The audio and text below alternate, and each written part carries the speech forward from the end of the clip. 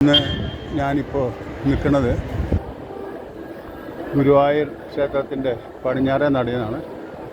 ഇന്ന് ഏകാദശിയുടെ ദിവസമായ കാരണം കാലത്ത് ഞങ്ങൾ ആലുവയിൽ നിന്ന് വന്ന് എറണാകുളം ഗുരുവായൂർ വണ്ടിയിൽ ഇവിടെ വന്ന് ലൈൻ നിന്ന ശേഷം 3:30-ക്കാണ് എനിക്ക് ദർശനം കിട്ടിയത്.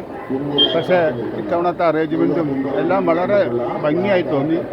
എല്ലാം ഒരു ഓർഗനൈസറായിട്ടായിരുന്നു ചെയ്തത്. അത് ഭയങ്കരമായിട്ട് എനിക്ക് അത്ഭുതം തോന്നി.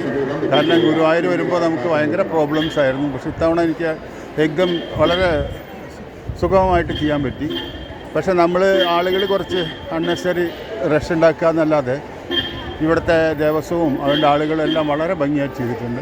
പിന്നെ ഇത്രയും തിരക്കിനെ അവർ മാനേജ് ചെയ്തു.